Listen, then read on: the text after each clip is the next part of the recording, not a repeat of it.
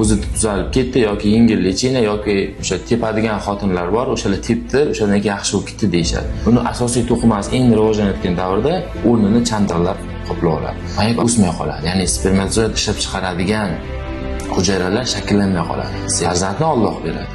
Sababchisi o'zingiz bo'lishingiz mumkin. Hech qachon tekshiruvlarni kechiktirmang. Bugungi kunda ko'pchilikni qiynayotgan mavzulardan biri bo'lgan bu bepushtlik haqida qisqacha gaplashamiz. Bepushtlik o'zi nima? Er va xotin bir yil davomida muntazam himoyasiz jinsiy hayot kechirganda farzand kuzatilmasligi bepushtlik hisoblanadi. Bepushtlikda albatta er va xotin bir vaqtda tekshiruvdan o'tib, bir vaqtda aniqlanishi shart. Chunki ba'zida har doim ayollarimiz tekshiruvdan o'tishadi. Erkaklar men sog'lomman deyishadi, shu bilan yillar o'tganini bilmay qolishadi.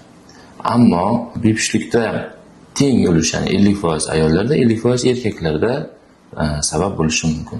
Erkaklarimiz nima tekshiruvdan o'tishlari kerak? Bepushtlikni aniqlash, bor yo'qligini bilish uchun.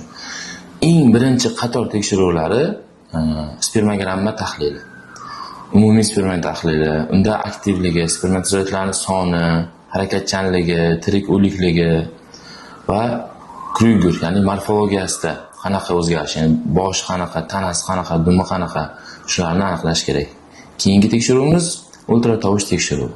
Ultratovush tekshiruvida umumiy o'sha mayaklarning hajmi, ularda qon aylanishi, ularning varikoz tomirlarida kengayish bormi, ya'ni varikoseliya bormi, yo'qmi. Uchinchisi gormonal tahlil.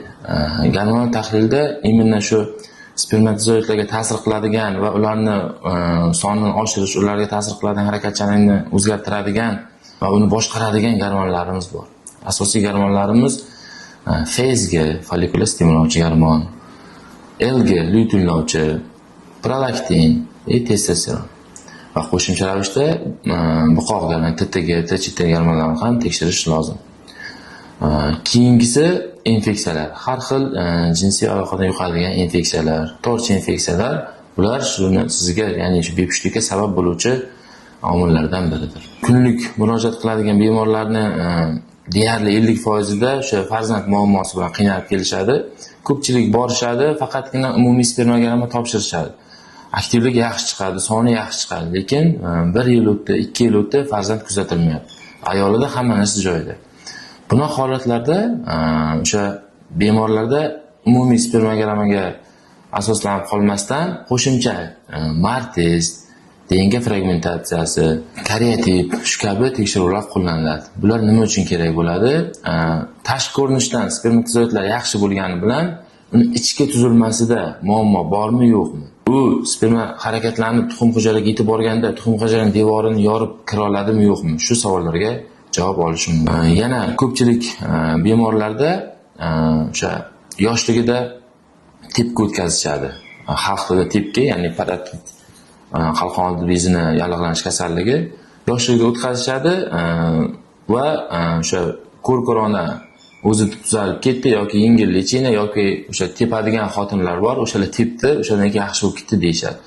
Bu narsani asoratini kelajakda, ya'ni o'sha balog'at yoshiga o'tgandan so'ng sezishadi, ya'ni urug'lar nolga tushib ketadi hattoki.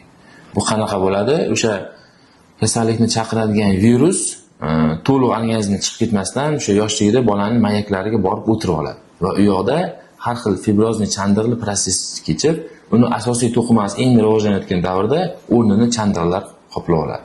Va buning natijasida o'sha 12-13 yoshida endi gormonlar ishlab mayaklarni o'stiradigan vaqtga kelganda mayak o'smay qoladi. Ya'ni spermatozoid ishlab chiqaradigan hujayralar shakllanmay qoladi. Sertoli hujayralar, Levy hujayralar. Buning natijasida azosperma, ya'ni sperma nolligiga kelib chiqadi. Buni shuning uchun ertaroq aniqlash kerak. Agar yoshligida tepki o'tkazgan bo'lsa, bola uni birdaniga mutaxassisga olib borib, oxirigacha davolatish kerak. O'sha to'ydan oldingi tekshiruvlarni qilmasdan turib, uylanib, to'ydan keyin qiynalib yurgan oilalar ham uchrab turadi. O'sha bolada, ya'ni erkakda urug' nol, lekin uni bilmaydi o'zi. To'ydan keyin aniqlanadi, har xil oilaviy kelishmovchilik, hatto ajrimga ham olib boradi. Shuning uchun albatta siz uylanishni rejalashtirdingizmi, to'ydan oldingi asosiy 3 ta o'sha spermogramma, ultratovush tekshiruvi va gormonal tekshiruvlarni qilib qo'ying. Bu sizga ham, to'ydan keyingi hayotingizda ham muhim rol o'ynaydi. Bepushtlik haqida gapirsak juda ham ko'p mavzular, ma'lumotlar berishimiz mumkin.